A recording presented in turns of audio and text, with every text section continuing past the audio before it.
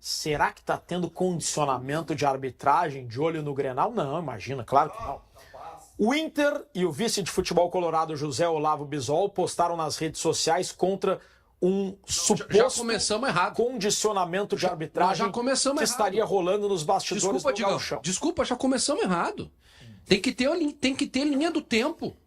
Qual é a linha do tempo? Vai criticar de novo o Schenck? Não é que a gente precisa ter uma coerência, virando pessoal, gente. Hein? Aí, agora sim. Quem começa a ladaia é o senhor Eduardo Magriço, que é vice-presidente do Grêmio. É ele que começa a ladaia. Mas, Vaguinha, eu ia falar isso se tu não tivesse me interrompido. Começa a gritar, tu interrompe o Rodrigo antes de viver. Aí, o primeiro print que apareceu foi do Bisol. Rodrigo, dá cartão, tá bagunçando. O vice-presidente do Conselho de Administração. Tá bagunçando. Vocês querem começar pelo fim, então. O vice-presidente... Vocês começam o almoço de vocês pela sobremesa, então. Tu começa pelo sagu. O vice-presidente do Conselho de Administração do Grêmio, Eduardo Magriço, falou sobre troca no estádio e mais expulsão, mais VAR. O vice de futebol do Inter, José Olavo Bisol, tá aí na tela o print do dirigente do Grêmio, Eduardo Magriço. Troca de estádio, mais expulsão, mais pênalti, em relação ao Inter ter jogado não no Paço da Areia e sim em Novo Hamburgo. Depois, o vice de futebol, José Olavo Bisol, ele alega que há um claro condicionamento de arbitragem. Quando é a favor, falam em erro de procedimento, em necessidade de unificar entendimento. Quando é contra, silenciam. Não vamos aceitar isso em hipótese alguma.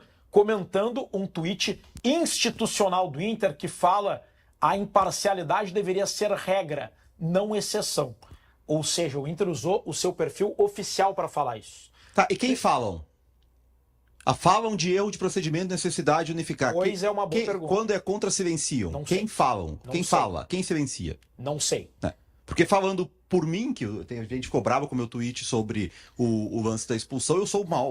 Ninguém critica mais o VAR do que eu. O que o Bisol tá propondo é de que existe um esquema orquestrado para criticar o VAR quando o VAR usa a favor do Inter. Se o Bisol está se referindo a isso, e não sei se o tweet do Inter está se referindo a isso. Mas algo que pelo menos... Eu gostaria de... Eu acho Esses lances são confusos. Só Nunca para vai concluir, CCD, algo que eu percebo, um movimento de colorados nas redes sociais, criticando bastante uma manifestação do nosso colega, nosso amigo Maurício Saraiva, que definiu o pênalti marcado. Uma opinião, né? Uma opinião dele. E a opinião do Maurício... como absurdo, mas...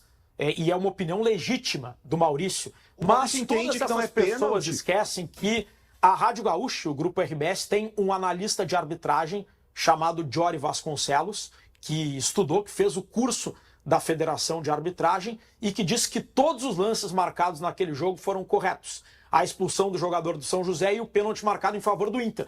Que orquestração é essa? Se o Jory diz... eu acho...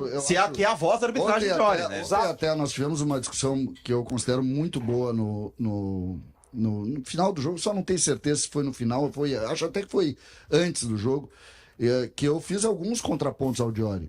Tá? Alguns contrapontos com relação à forma como a gente analisa a opinião alheia. Porque eu não vejo problema nenhum em os torcedores do Inter, os dirigentes do Inter, criticarem a opinião do Maurício. Até porque o Maurício muitas vezes critica a tomada de decisão deles. Eu não vejo problema nisso. A discussão é até que ponto a gente busca desqualificar a opinião através da, entre aspas, desmoralização do interlocutor. Essa é a minha crítica. No mundo... Então, por exemplo, quando a gente fala do dirigente do Inter que está tentando condicionar, porque ele é dirigente, o que tu está fazendo?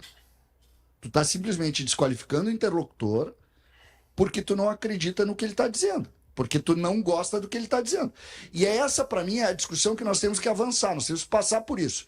Eu não vejo nenhum problema do Inter se incomodar, como não vejo nenhum problema do Grêmio se incomodar. O que eu acho é que as pessoas têm que ter liberdade para dizer e alguma responsabilidade sobre o que dizer.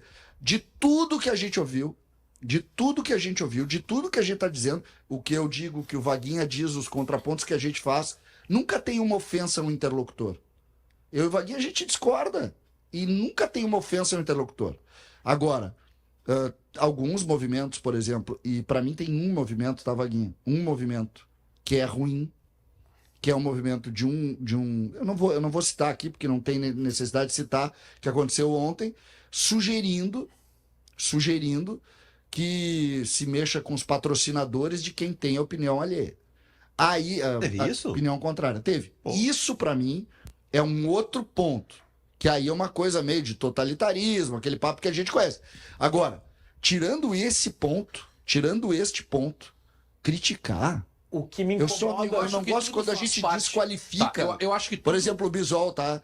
Eu não vou desqualificar o vice-presidente de futebol do Inter quando ele dá uma opinião, mesmo que ele tenha uma opinião extrema, porque. Ah, não, claro, ele é do Inter, então eu não vou. Não, Não. isso eu não posso fazer. O que eu identifico, tá? E isso ninguém tira da cabeça, é que tudo que aconteceu depois da manifestação que se criou entre os torcedores do Grêmio e que virou institucional de um vice-presidente é consequência. Porque, Pode ser também. Mas isso eu acho que tu tem razão na porque leitura. o Inter não estava reclamando de arbitragem, de VAR, de nada. Mas o Inter sugere. O Os Inter, lances foram a favor, né? tu, Não vai reclamar com ontem o mesmo. Ok, Ontem mas, mesmo. também- mas tudo bem. Mas quem é que reclama de Não. lance a favor? Então, é óbvio que então. Por isso Então- que o Inter não reclama. O Inter não teve nada Mas é disso. isso aí. Só que o que acontece? Tem 3 pênaltis marcados a favor do Inter, tá? Tu pode achar que não foi um, o outro pode achar, uma opinião isenta pode achar que o do Borré não foi. Tá tudo normal. Agora, se tu pegar a média, 90% contra 10%. Vão achar que os 3 pênaltis foram bem marcados e 10%, opinião qualificada, não tem problema nenhum. Acham que não foi, tá? Acham que não foi. Mas, no geral, pênalti bem marcado. Aí se critica isso. Aí Eu acho o que- vice-presidente do Grêmio tá criticando uma decisão que é acertada. O Ou seja, condicionamento... tá nítido pra mim, Digão, só pra encerrar, que há uma tentativa de tumultuar. E que parte do Grêmio, sim, senhor. Parte do Grêmio. E eu tô fazendo uma análise aqui, não tô sendo clubista. Parte do Grêmio. Bom, depois... E César, eu não tô dizendo que o Inter não faz. O Inter faz. O Inter já é uma resposta O a isso. Inter, não, historicamente o Inter faz. O ano passado fez. Só que desta vez, quem começa os movimentos é o Grêmio. E o resto, tudo que vem a reboque é consequência. Não, esse caso, sim, o Magriço, ele faz isso pra gerar o debate do pênalti. E o Bisol, ele faz pra responder. Isso aí é a estratégia deles. O que me incomoda só no Bisol é quando ele fala do orquestrado. É ele isso. tá querendo falar da imprensa.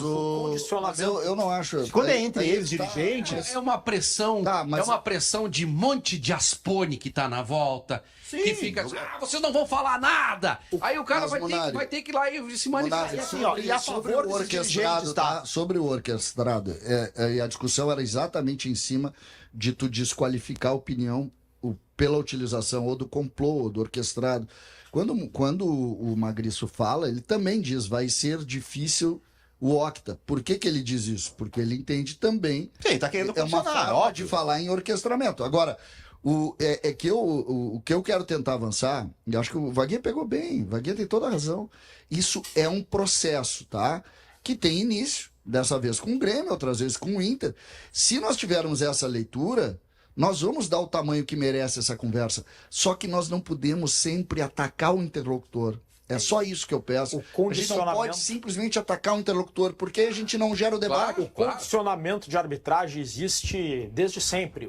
O Cândido Dias da Silva e os irmãos Pop condicionavam a arbitragem também. A questão que me incomoda, pelo menos, é quando o cara diz algo que me agrada, ele é exceção. Quando o cara diz algo que me desagrada, ele faz parte de um movimento, um complô orquestrado para me derrubar, quando na verdade existem duas manifestações, ambas legítimas. Agora, o senhor César Cidade Dias, Quando dirigente, tu condicionava a arbitragem, César? eu não lembro. Claro. Ó, Eu recado. sei que eu lembro que tu dava curva em repórter.